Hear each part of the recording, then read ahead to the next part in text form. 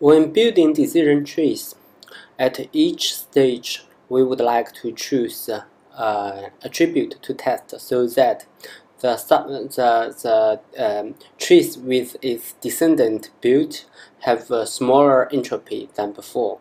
So the goal is to minimize the entropy of the system. Consider that and the definition of entropy. We remember that in defining the entropy, we let some event has a large contribution to the chaos or the bits of information and entropy measured in entropy, and some event has a smaller contribution or higher contribution. But if the ultimate goal is to minimize the amount of entropy, why we cannot just define entropy as small as possible? So for example, instead of let those events with small chance of coming out shout loudly in the chaos measure, giving them a logarithm of its inverse probability, cannot we just give those small chance event a very small piece of information? So in this way, we will already have a very small entropy. Well, that is not very possible. It is like the distance between two objects is determined by the spatial separation of those two objects, instead of by the ruler you use to measure them or the marks on the ruler. Entropy as a measurement must bear some sense of objectiveness. So at least in the ideal case, the number of questions or the bits measured in entropy need to be realized in a practical system, so that for that kind of uncertain system, when we ask the number of questions the entropy tells us, we are actually able to get complete certainty of the system. The concept of entropy and the construction of decision trees are actually connected with each other by the fundamental problem of finding the most efficient way of describing an uncertain system. Let's consider an easy example. That is, the system has only one kind of event. All those events have the equal chance of being the outcome. Say if you have a V8 engine, it has 8 cylinders, and one day you find that your engine has some misfiring problem, and you would like to test which cylinder is at fault. And a straightforward testing scheme is, of course, to disconnect each of the cable to the spark plugs, so you can find out which one is not working properly. But say that the problem is only replicable when the engine is completely cool. So each test will take you, for example, 15 minutes. Then can we invent some more efficient way of testing this event? A smarter scheme would be like this. First, we disconnect all the cylinders from 1 to 4. If the misfire disappears, that means the problem is within these 4 cylinders. And then we can disconnect, for example, cylinder 1 and 2. If the misfire disappears again, that means the problem is within these 2 cylinders. And if we disconnect cylinder 1 and consider if the problem appears again, that is, cylinder 2 is at fault. If the problem disappears again, that is, cylinder 1 is a problematic one. We call this is a smart scheme. Actually, it is the optimal scheme. Let's start from a single question.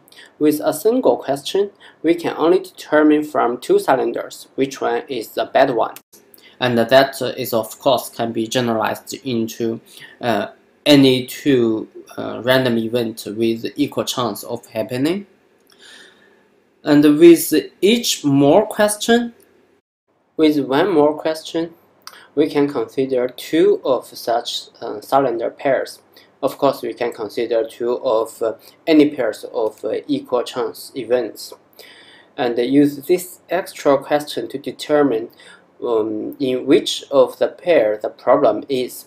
And then that brings us back to the one problem scenario, and we can determine in which specific cylinder or the event is a problem.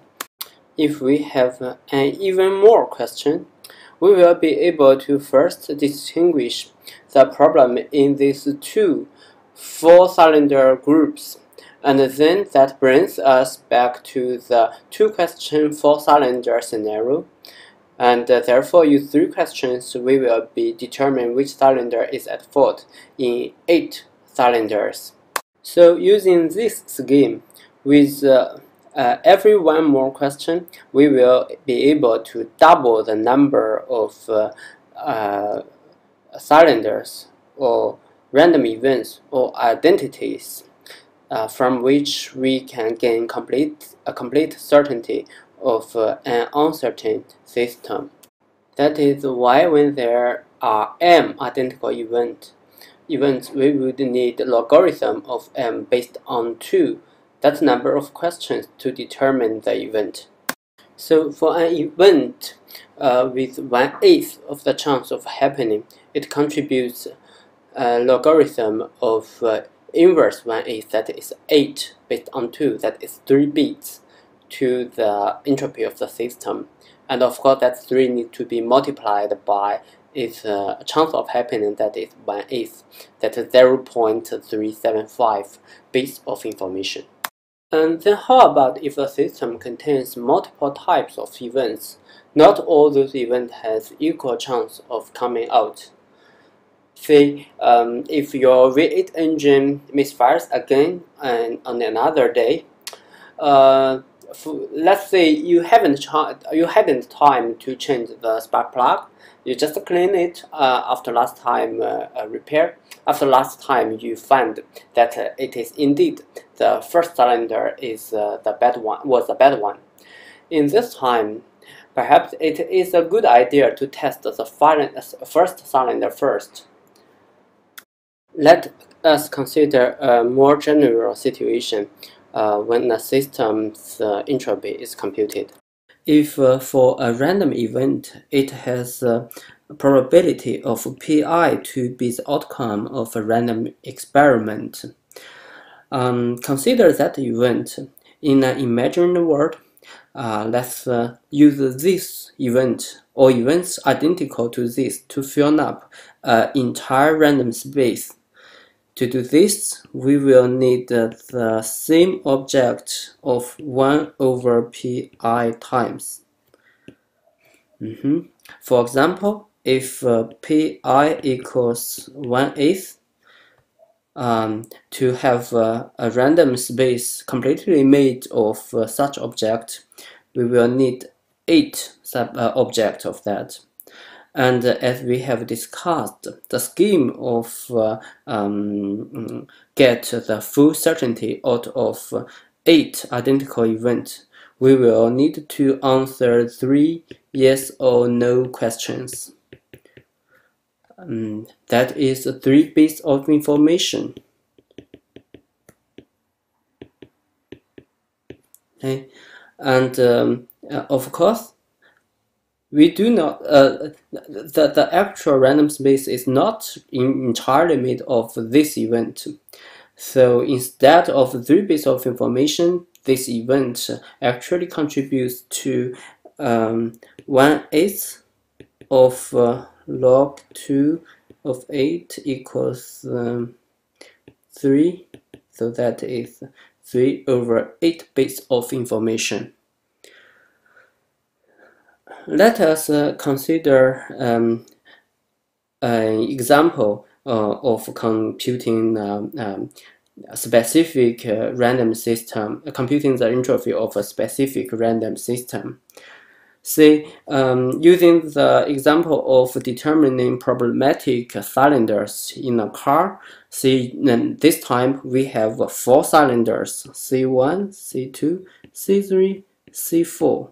C1 and C2 has the chance of 1/8 being the problematic one. And let's C3 has a chance, it's not a good one, has a chance of a quarter to be the problematic one. And C4 is the worst, has the chance of a half to be the problematic one. The entropy for this system, let's compute it for the event that C1 is a bad cylinder, and the bit of information to describe 8 identical events is log 8 with the base 2 equals 3, and that is multiplied by its chance of 1/8 is equals to 0.375.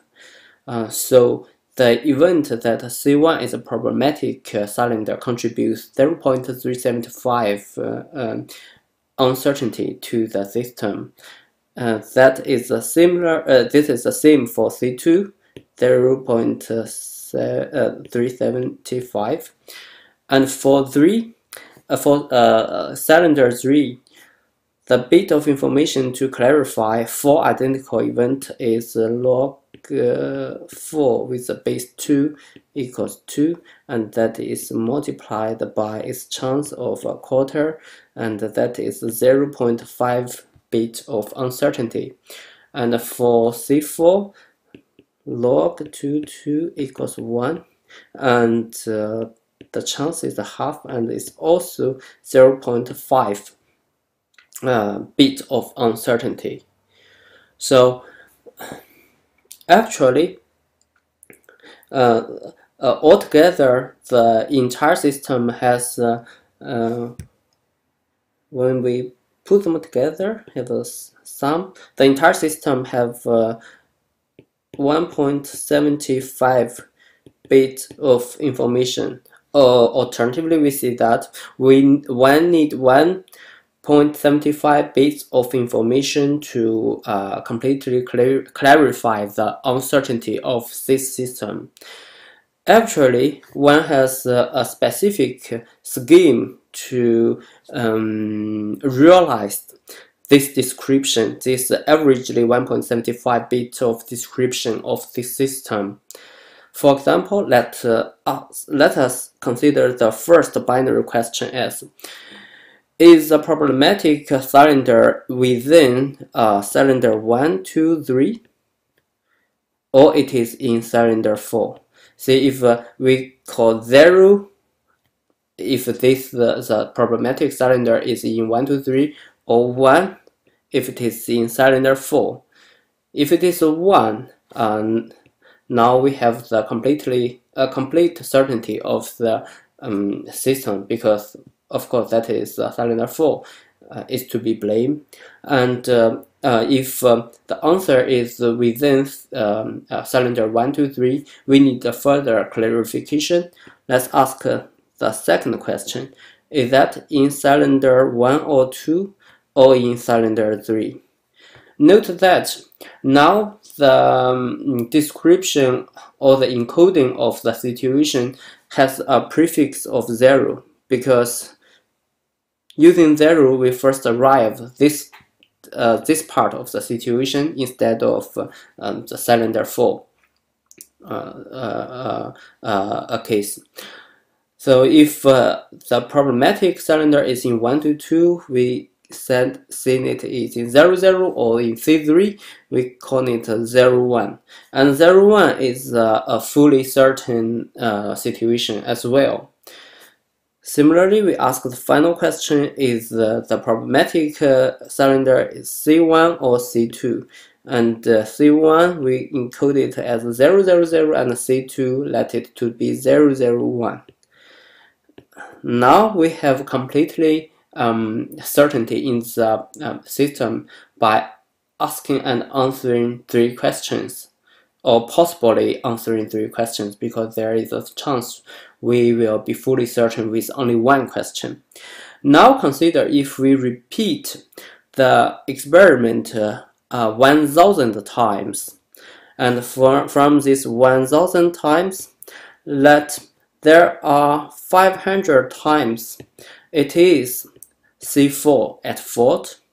In this 500 times, we describe the problem use 500 once, and that is 500 bits of information. And see, there are another 250 times, that is the C3, that is a problem. And in this situation, we describe this 250 situation using 250 zero ones. And now we have another 250 times 2 equals 500 bit of information. And consider we have 125 times C2 when C2 is a problem. And now we will need 001 as a description. And now we have 125 times 001. There is a 3 bit of code here, and that is 375 bits of information. Similarly, we got the C1 situation 000. It also needs 375 bits of information. Put those all together, we arrive 1750 bits of information to describe this 1000 experiment, and that is over 1000. Averagely, we need 1.75 bit of information to clarify each experiment. Note that this is the optimal description of the system. Consider if we, regardless of the knowledge of the chance of these 4 events, we use the coding scheme as if we treat them as 4 identical events. For example, let's say C1, we call it 00, C2, we call it 01, C3, we call it 02, and C4, we call it 0, not like this. C1 is called 10, and C2 is called 11. Now, each case we need 2 bits of information, and consider this 1000 experiment again. So for the 500 C4 situation, we would need 1000 bits to describe, and the 250 C3 case, we would need 500 bits to describe, and the 125 C2 case, we will need 250 bits to describe, and 125 C1 case, we need another 250 bits to describe. Altogether, that cost us 2000 bits.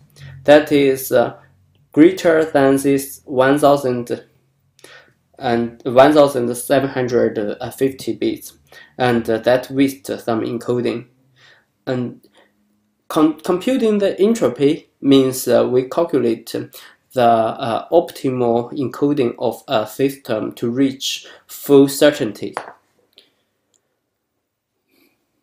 So computing the entropy actually implies a way of encoding the information in an uncertain system. For back to our decision tree construction problem, The principle of maximizing the information gain means that at each node we need to choose the attribute, that by testing that attribute we will find ourselves in a subtree system. Averagely, in this subtree system, we need to ask as few questions as possible to arrive at our final decisions.